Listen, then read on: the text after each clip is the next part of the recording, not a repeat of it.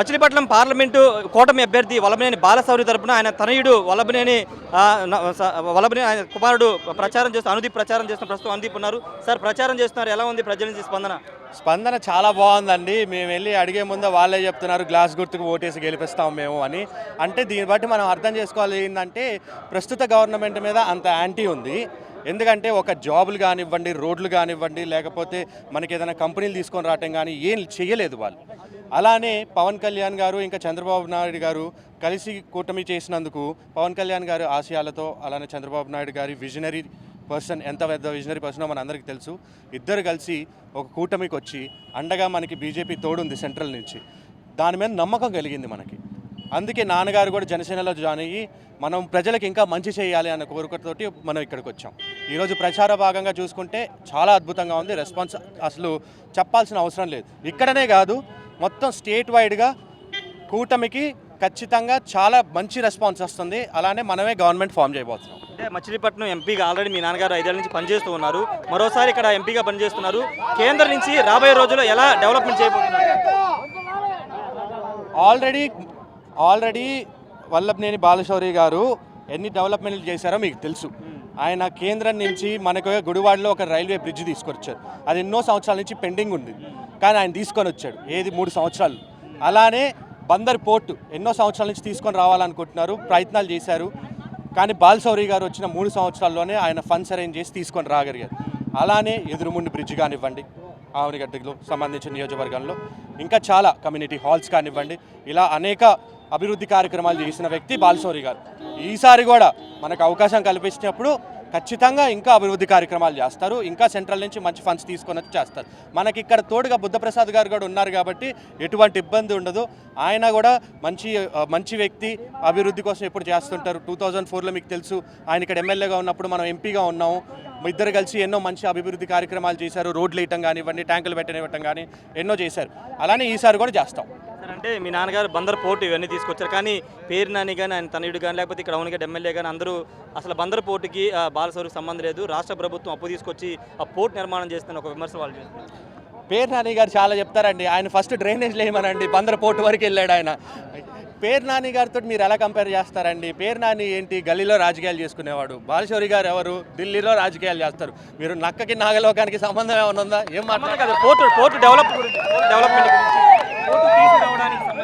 ఏం చేశాడు అసలు? పేరు నాని ఎప్పుడైనా ఢిల్లీ వెళ్ళాడు పోర్టు తీసుకొని రావడానికి? ఆయనకి పవర్ ఫైనాన్స్ కార్పొరేషన్లో ఎవరు ఎండిఓ, ఎవరు చైర్మన్ తెలుసా ఆయనకి? ఆయన నల్లి అడగండి అసలు మీరు ఎప్పుడైనా వెళ్ళారండి ఢిల్లీకి తీసుకొని రావడానికి అని ఆయన చెప్తారు.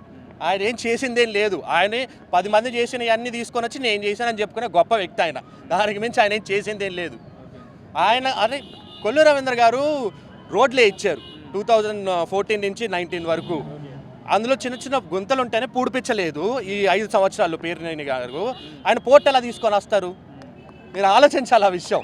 నిన్న కూటమి మేనిఫెస్టో ప్రకటించారు. అవి హామీలు అమలు చేయడానికి 2 లక్షల కోట్లు అవసరం అవుతాయని ప్రధానంగా అధికార పార్టీ నేతలు, ముఖ్యమంత్రి కూడా కామెంట్ చేస్తున్నారు. ఆ డబ్బులు ఎలా తీసుకొస్తారు? మేము అధికారులు ఉన్నప్పుడు శ్రీలంక అయిపోయింది, అప్పులు తెచ్చామని చెప్తున్నారు. ఇప్పుడు ఎలా తీసుకొస్తారు కామెంట్ వాళ్ళు చేస్తున్నారు. అంటే డబ్బులు తీసుకొని రావటం అంటే అండి, ముందు మనం అభివృద్ధి కూడా చేయటం, దాంతోపాటు స్టార్ట్ చేస్తాం. కంపెనీలు తీసుకొని రావటం స్టార్ట్ చేయాలి. దాంతోపాటు ఎకానమీ జనరేట్ అవటం స్టార్ట్ అవుతుంది. డబ్బులు దాని తర్వాత సెంట్రల్ నుంచి మనం తీసుకొని వస్తాం. మన అభివృద్ధి చేసినప్పుడు, మన కంపెనీస్ వచ్చినప్పుడు మన రిటర్న్ వాళ్ళకి ఇచ్చే ఛాన్స్ కూడా మనకు ఒక అవకాశం ఉంటుంది. అలా ఒక సైకిల్ ఫామ్ చేసుకుంటాం. సైకిల్ ఫామ్ చేసుకున్నప్పుడు ఖచ్చితంగా మనకేం ప్రాబ్లం ఉండదు, మనం ఇవ్వగలుగుతాం. ఎందుకు చేయలేము సార్? అంటే జనసేనలో జాయిన్ అయ్యే రోజు మీ నాన్నగారు కామెంట్ చేశారు, జగన్కే కాదు దేవుడు, మాకు కూడా దేవుడు ఉండాలని చెప్పారు. మీ నాన్నగారి మీద ఇప్పుడు ఫోకస్ ఎక్కువ ఉంది. ఆ పార్టీ నుంచి బయటకు వచ్చి ఇప్పుడు జనసేన నుంచి పోటీ చేస్తున్నారు కాబట్టి ఎలా చూస్తారు సార్? ఏముందండి ఇందులో చూడటానికి? వాస్తవాలే కదా మా నాన్నగారు మాట్లాడింది. అందులో తప్పే ఉంది. జగన్ గారికి ఏమైనా వకాలు తెచ్చారా దేవుడు? ఆయన ఒక్కడికేనా దేవుడు? మా మిగతా వాళ్ళందరికీ దేవుళ్ళు కదా. మేమేంటి అందరం రాక్షసులమా? మేమేమో దేవుడిని కొలచామా? మాకేమో ఆ దేవుడు మాకు సహకారం చేయడా? చేస్తారు కదా.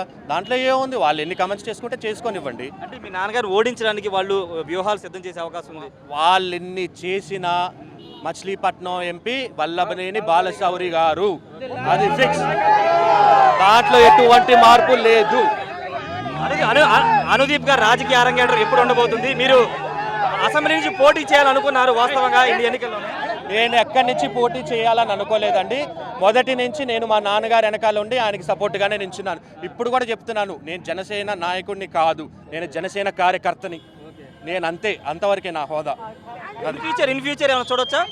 అది ఫ్యూచర్లో చూద్దామండి, ఇప్పుడు ఎందుకు దానికి మాట్లాడటం.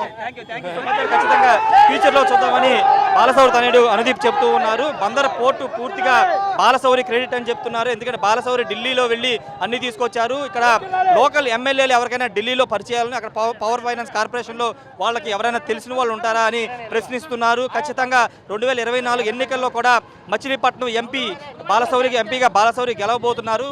మచిలీపట్నాన్ని అభివృద్ధి, అదేవిధంగా మచిలీపట్నం 7 అసెంబ్లీ సెగ్మెంట్లో అభివృద్ధి బాలశౌరి ద్వారానే సాధ్యమవుతుందని ఆయన తనయుడు అనుదీప్ చెప్తున్నారు. కెమెరా పర్సన్ ప్రసాద్తో రాయేష్ RTV, అవనిగడ్ నియోజకవర్గం నుండి. నమస్తే అండి. ఇది వ్యాపారం గురించి కాదు, ఓటు గురించి. ఎన్నికల్లో ఓటు వేయడం మన హక్కు మాత్రమే కాదు, కర్తవ్యం. ఎంతో మంది మహా నేతలు శ్రమించి ప్రాణత్యాగం చేసి ఈ అవకాశాన్ని మనకిప్పించారు. అందరూ ఓటు వేద్దాం. ఎందుకంటే ఓటు హక్కు ఊరికే రాదు. నా ఓటు ఎవరికో తెలుసా? అది సీక్రెట్ అండి.